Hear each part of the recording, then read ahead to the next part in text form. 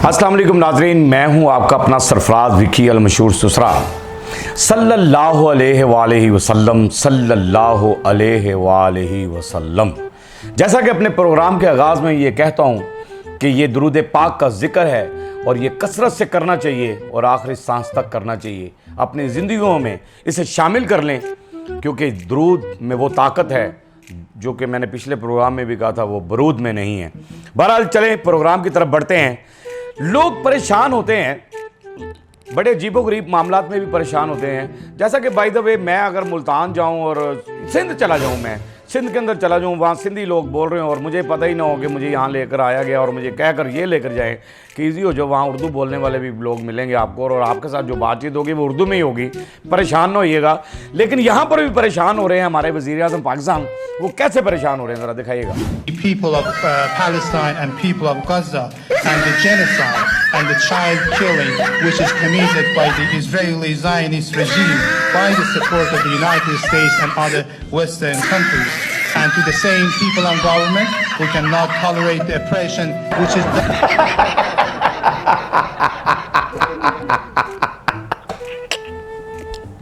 क्यों बे over acting करता है साला? ओवर एक्टिंग की औलाद। अच्छा, मुझे हंसी सबसे ज़्यादा ये आ रही है कि वज़ीर-ए-आज़म पाकिस्तान के चेहरे पे वो मासूमियत और वो कन्फ्यूजन, वो एक्सप्रेशंस जो हैं उनके, वो अजीबोगरीब हैं कि वो यूं जब ऐसा लग रहा है लकुआ मार गया। यूं देख रहे हैं कि ये तो मेरे साथ धोखा ही हुआ है कि मुझे तो आपने बताया ही नहीं कि इतनी हाई इंग्लिश बोलेंगे वहाँ पर, जो मुझे समझ में नहीं आएगी और मैंने तो तैयारी भी नहीं की। ये तो वो बच्चे के साथ ही हुआ, वो स्टूडेंट के साथ हुआ कि जो बेचारा घर से उर्दू के पेपर की तैयारी करके गया तो आगे से इंग्लिश का पेपर आ गया। मिस ने भी नहीं बताया था कि इंग्लिश का सवेरे पेपर होगा।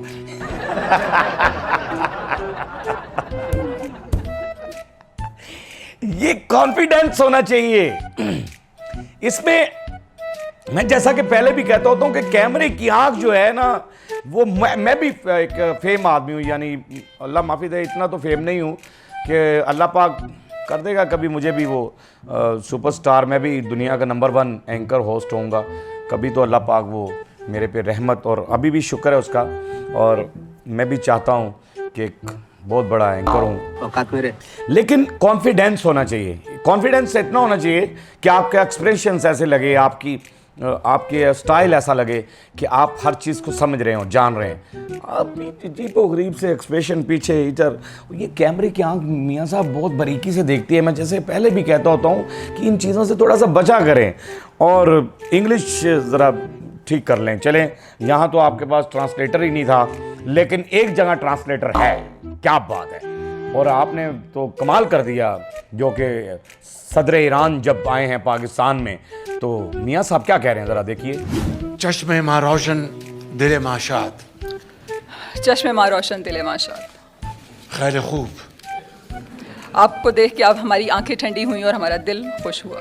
अलामा तकी बहार फरमाते हैं, बेबख्श। हमेशा लुत्फ़े खुदाबाद यार पाकिस्तान, बकी मबाद फलक बात यार पाकिस्तान।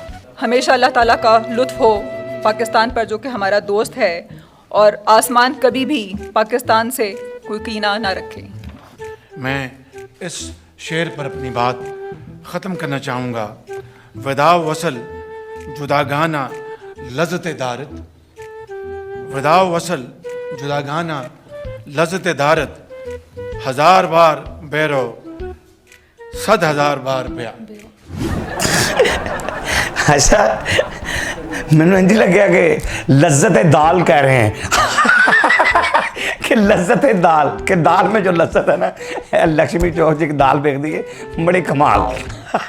लेकिन बहरहाल कमाल फारसी आपने बोल दी जी, बड़ी मज़ेदार। मियाँ साहब, ये तो आपको दाद देनी चाहिए कि आपने वो पढ़कर बोली, और जैसे भी बोली, अगर कुछ और लिखा होता वहाँ पर फारसी में, यानी बाय द वे आलू टमाटर गोभी का रेट लिखा होता, तो क्या परेशानी हो जाती। और वो ट्रांसलेटर जो खातून कर रही थी, तो वो मेरी बहन, वो भी परेशान हो जाती कि क्या होना है। लेकिन आपकी तो आंखें ठंडी हो गई सदर ईरान को देखकर। लेकिन जो आपने प्रोटोकॉल दिया है यानी इतना प्रोटोकॉल कि अचानक आपने छुट्टी का यानी कह दिया। मेरे बच्चे भी स्कूल चले गए अचानक, और उनको वहाँ जाके पता चला कि आज तो स्कूल बंद है। तो मेरी बेटी ने मुझसे पूछा कि पापा स्कूल क्यों बंद है? तो मैंने कहा ऐसी तो मेरे ख्याल से कोई न्यूज़ नहीं मैंने देखी थी। तो शायद हो सकता है मेरी वो न्यूज़ देखी ना हो, आपने चलाई हो, मुझे नहीं पता, मैंने वो न्यूज़ नहीं देखी थी। लेकिन काफ़ी स्टूडेंट, काफ़ी बच्चे परेशान हुए अचानक कि ये छुट्टी हो गई।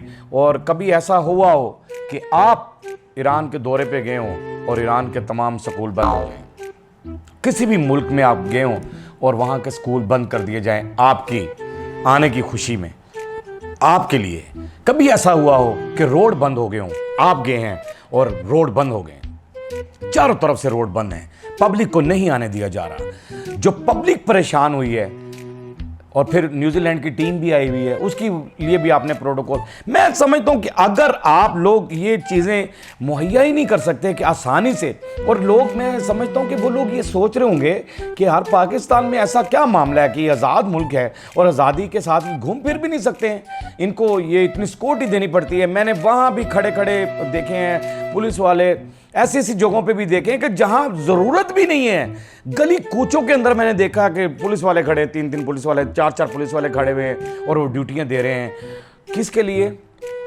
किसके लिए? सिर्फ वो एक टीम के लिए और सदर ईरान के लिए। और आप कह रहे हैं कि जी बस कमाल हो गया और हमारी आंखें ठंडी हो गई। मियाँ साहब, जो लोगों की आंखें गर्म हो रही हैं ना, वो महंगाई को देखकर, वो बिजली के बिलों को देखकर, जो बिजली का बिल खोलते हैं। मैं रोड पर जाता हूँ, यकीन जानिए मेरा मस्करियाँ प्रोग्राम है, और मैं जब रोड पे जाता हूँ, पिछले दिनों मैंने एक प्रोग्राम किया तो उस बंदे ने कहा कि 16,000 ही मेरी पेंशन है और 16,000 ही मुझे बिजली का बिल आ गया। यकीन जाने मेरा दिल रो रहा था, और मैं सोच रहा था कि इस बंदे को हंसाऊँ तो हंसाऊँ किस तरह, और इसे हंसाऊँ तो हंसाऊँ किस तरह, और हुक्मरानों को समझाऊं तो समझाऊं किस तरह। ये मुझे नहीं समझ लग रही। परेशानी वाली बात ये है, चले खुश रहे। लेकिन अरबी आपने जो बोली है ना, उस अरबी को मैं जरा दिखाना चाहता हूं। पहले अरबी देख लें कि मियाँ साहब अरबी बोल कैसे रहे हैं। ونوع نبيل التجارة هذا نقطة مهمة جدا أخي الكريم، ضروري جدا.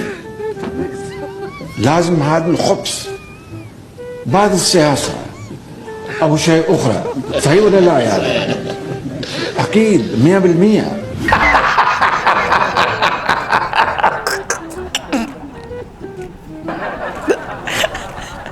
अच्छा, आप उर्दू में बात करते, वो अरबी में ट्रांसलेट करते आगे से ना, कि उनका कोई मशीर ऐसा होता है जो उनके साथ खड़ा और वो अरबी में आपकी गुफ्तगू को ट्रांसलेट कर कर अरबी में बता रहा होता उनको, ताकि वो जो लोग कमेंट्स कर रहे हैं, जो कह रहे हैं कि अरबी का खाना ख़राब कर दिया और लोग हंस रहे हैं आपकी अरबी पे, और वहाँ के अरबी जो हैं वो भी आपकी अरबी सुनकर हंस रहे हैं। यानी कि मुझे भी अरबी इतनी नहीं आती है, लेकिन अना आरफ अरबी, अना फी तलात सना फी शुगल मिन सऊदी अरेबिया फी मदीनतुल जद्दा मदीनतुल खबर दरान एयरपोर्ट, अना फी आरफ अरबी कथीर, यानी अंता फी कलम हिना खुब्स। खुब्स की तो समझ लोगों को आगे होगी, क्योंकि खुब्स कहते हैं अरबी में रोटी को, और रोटी जो है वो मेरे ख्याल से आप यहाँ पर यही कह रहे हैं कि अगर आपने हमें कर्जा ना दिया, तो जिस तरह मैंने कहा था कि अपने कपड़े बेचकर भी मैं आवाम को आटा सस्ता दूंगा, तो आप शायद अरबी में उन्हें ये कह रहे हैं कि जे तुसी कर्जा ना देता मैं थाड़े भी कपड़े ला के जड़ा अपनी कौम को बेचकर सस्ती रोटी दूंगा। तो ये मुझे कहना ये है कि आप उर्दू भी बोलते हैं सिंपली, नो प्रॉब्लम, इसमें कोई ऐसी बात नहीं, तो ये टिकटॉक वगैरह ना बनते। बहरहाल आपने अरबी जैसी भी बोली, लेकिन एक गाना मैं आपको अरबी में सुनाना चाहता हूँ। ताला शुफ अना क़ल्ब अंत हुब्ब कतीरा, ताला शुफ अना क़ल्ब अंत हुब्ब कतीरा, या हबीब या हबीब या हबीब, वल्लाह أنت شكلا هوا.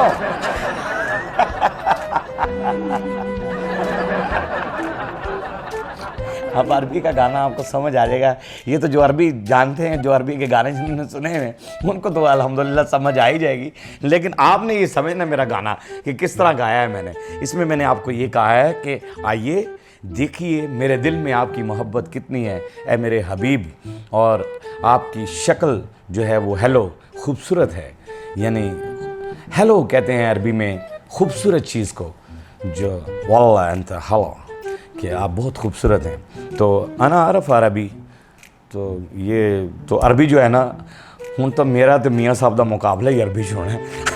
फिर मजा है कि यहाँ मैं भी, मुझे साथ ले जाया करें ताकि मुझे अरबी आती है थोड़ी बहुत, कि मेरी भी नौकरी लग जाए, खुदा का वास्ता है कि मैं भी जाके अरबी च दसिया करा उसे कि यह कह रहे हैं, मुझे ले जाया करें आप अरबी। और बेहतरीन थोड़ा सा जाऊँगा ना, आऊँगा, काफ़ी अर्सा पहले रहा हूँ मैं वहाँ पर, और अभी जाऊंगा तो फिर इंशाल्लाह मज़ीद और सीख जाऊंगा। और मैं बड़ी जल्दी पिक करता हूँ हर चीज़ को, ये आपको बता रहा हूँ। मियाँ साहब को मेरे हाल भी सोचो। चलें, अरबी पर हाल आप हमेशा बोलते रहें, लेकिन जो तिया पांचा आपने अरबी का कर दिया है वो भी लोग बड़े परेशान हैं। क्या कहना चाहते थे अरबी में, खुबस खुबस खुबस। लेकिन यहाँ पर एक भावदा भी चल रहा है। भावदा यूँ चल रहा है कि घरों में भी लड़ाइयाँ हो रही हैं, मर्द हजरात जो हैं वो अपनी बीवियों से लड़ रहे हैं। वो उस्मा बुखारी साहबा ने क्या कह दिया कि मरियम नवाज साहबा जो है वो 800 का 700 का 600 का सूट पहनती हैं, और 600 700 800 का सूट जो है वो पहनती हैं, लोन के सूट और फलाने सूट और ये और एक दो चीज़ चेहरे पे लगाती हैं और निकल पड़ती हैं। मुझे तो हैरानगी वाली बात है कि देखें ना, मसलन मर्द हजरात जो है ना वो अपनी बीवियों से लड़ रहे हैं। वो घर में जब जाती है ना कि है देखो मैं किन्ने का 3000 का सूट लैके आई है, मैं यकीन करो 4500 दस रहा सी, तो मैं 3000 का लेकर आ गई हूँ, देख ले मैंने कितने पैसे आपको बचाए। तो वो लड़ पड़ते हैं, वो कहते हैं कि अगर वज़ीर आला पंजाब जो है वो 800-600 वाला सूट पहन रही है तो तुम 3000 वाला क्यों पहन रही हो। बड़ी झगड़े पड़ गए हैं उस्मा बुखारी साहबा, बड़ी परेशानी हो गई है। और यहाँ चचा जान भी कुछ कह रहे हैं, ये जरा पोस्ट देखिएगा।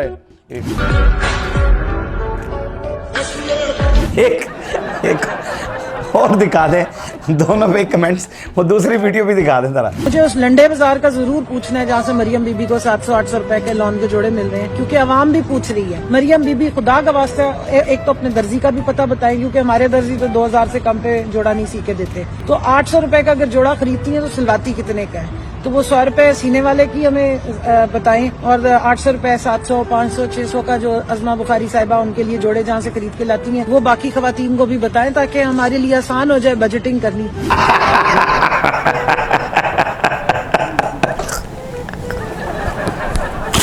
यार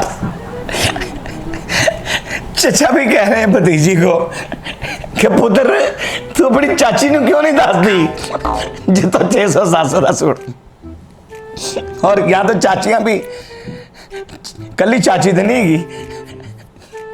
अब ये तो मुझे भी पता है, सबको पता है किन्नियाँ चाचियाँ ने किन्ने चाचियाँ क्या करेंगी। बेचारी चाची को बताना चाहिए यार, घर की खवातीन का तो ख्याल करें कि उनको तो कम से कम बता दे। यानी अंजी का अपनी चाची को क्यों नहीं दस दिया।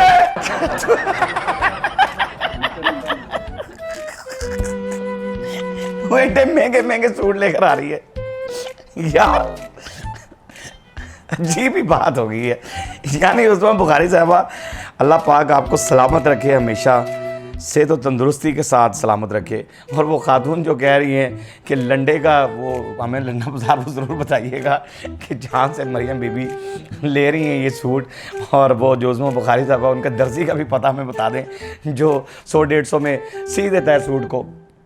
और वो सारा कुछ, ये परेशान हो गए ना लोग कि यार वो हमें भी पता चलना चाहिए कि जहाँ से इतने खूबसूरत, इतने कमाल कमाल प्रिंट और इतने कमाल कमाल सूट पहन रही हैं तो इतना सस्ता मिल रहा है वो सूट, तो बताना चाहिए। बता दें ज़रा आकर, एक ज़रा मीडिया पे ना थोड़ा सा आकर बता दें लोगों के ये फ़लाँ बाज़ार है और फ़लाँ जगह है और वहाँ से जाकर ले आएँ ये सूट। और यकीन जाने लंडे वाले भी आजकल मुँह नहीं लगा रहे हैं, लंडे वाले भी बहुत तेज़ हो गए हैं। लंडे वाले भी वहाँ पर ना इतने ज़्यादा पैसे मांग लेते हैं। लंडा भी आजकल रेडीमेड लग रहा है लोगों को। कैसे बताऊँ मैं, कैसे बताऊँ कि लोन का सूट क्या है, कैसे बताऊँ, कैसे बताऊँ कि लोन का प्रिंट क्या है, कैसे बताऊँ, कैसे बताऊँ। मेरी बीवी भी मुझसे लड़ती है, मुझे मेरी बेगम को भी बता दें, यकीन है ना बड़े खर्चे करवाती है मेरी बीवी भी। वो भी सोचती है, मैं भी सोचता हूँ कि यार जाओ कहीं से सस्ता सूट लेकर आओ, लेकिन सस्ते सूट नहीं मिलते, यकीन जानिए, बड़ी परेशानी है। मरियम नवाज़ साहबा, बहरहाल अल्लाह आपको सलामत रखे। आप हमारी वज़ीर आला पंजाब हैं, अल्लाह पाक आपको हमेशा सलामत रखे और मेरी दुआएं आपके साथ हैं। बाजी उज़मा बुखारी साहिबा भी मेरी बहन है और मैं सब की इज़्ज़त करता हूँ। मैं अपने प्रोग्राम में, मेरे ख़्याल से अगर आपकी नज़रों से मेरा प्रोग्राम गुज़रा हो तो इसमें कोई भी ऐसी बात नहीं है। और मैं अपने व्यूवर्स को ये भी कह रहा होता हूँ कि थोड़ी सी अगर मेरी इस्लाह भी अगर आप कर रहे हैं, यानी इसके अंदर कोई बातें, कुछ चीज़ें अगर आपको अच्छी ना लग रही हो या कोई ऐसी चीज़ ना हो लग रही हो, तो आप मेरी इस्लाह कर सकते हैं, मुझे अच्छा लगेगा। यानी मेरी इस्लाह करेंगे तो मुझे अच्छा लगेगा। आप लोगों ने ही मुझे वो बताना है कि कुछ इंसान है, मैं भी इंसान हूँ, ये सारे भी इंसान हैं, इनसे भी कुछ चीज़ गलतियाँ होती हैं। वही चीज़ें मैं दिखा रहा होता हूँ कि ये निकलती हैं और फिर मीम बन जाती हैं और ये फ़लाँ फ़लाँ फ़लाँ फ़लाँ कुछ भी हो जाता है। चलें, बहरहाल बिलावल भुट्टो साहब हम सब के बड़े पसंदीदा लीडर हैं और बिलावल भुट्टो साहब बड़े खूबसूरत आदमी हैं, लेकिन खूबसूरत बातें नहीं करते, पता नहीं क्यों, कैसी बातें करते हैं और कहाँ से ले आते हैं। देखिएगा ज़रा क्या कहते हैं। और आज भी कायदे अवाम शहीद जुल्फ़िकार अली भुट्टो जिंदा है। शहादत के 45 साल बाद भी वो अपने कब्र में आराम करते हुए हुकूमतें बनाते हैं और हुकूमतें गिराते हैं।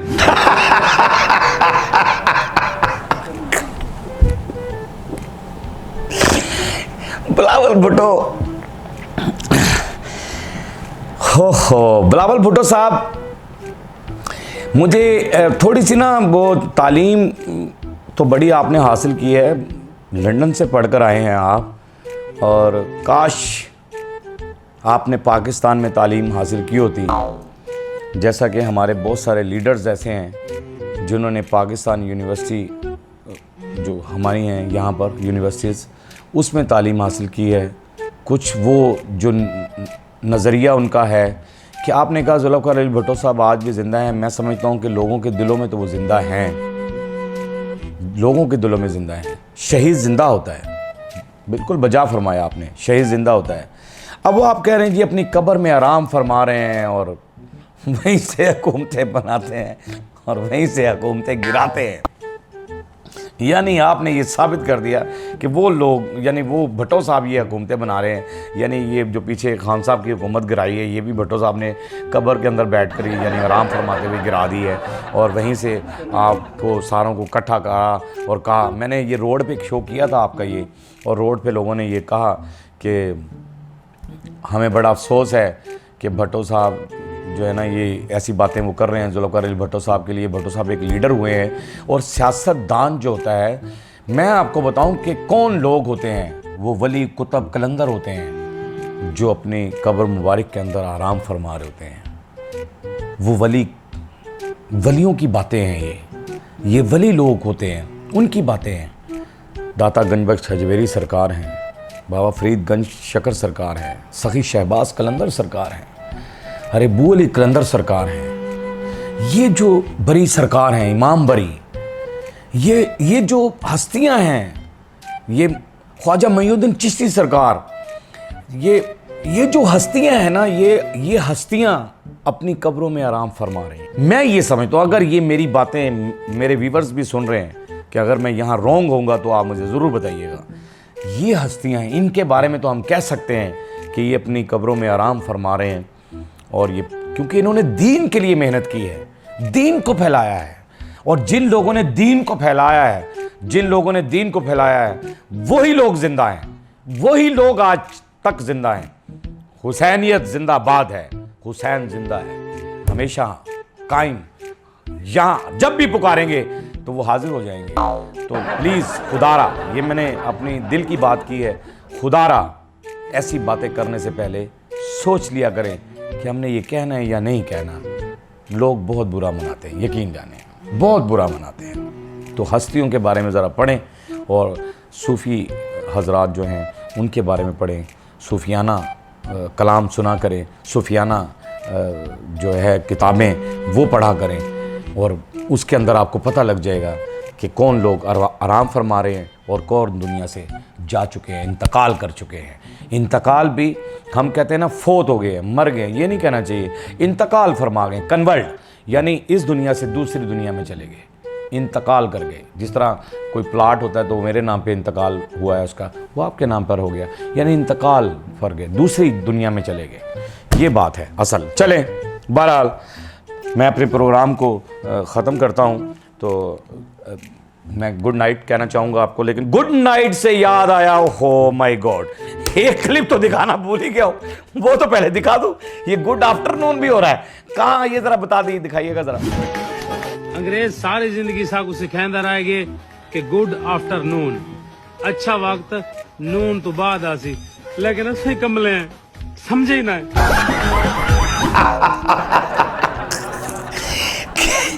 गुड आफ्टरनून, अच्छा वक्त वो नून के बाद आएगा, लेकिन कह रहा है साकू समझ नहीं लगी लाला। ओ या मेरे अल्लाह, लोग भी जो है ना बड़े ज़हीन हैं, पाकिस्तानी बड़े शरारती लोग हैं यार, क्या बात है, बड़ी बड़ी अच्छी अच्छी बात कर जाते हैं।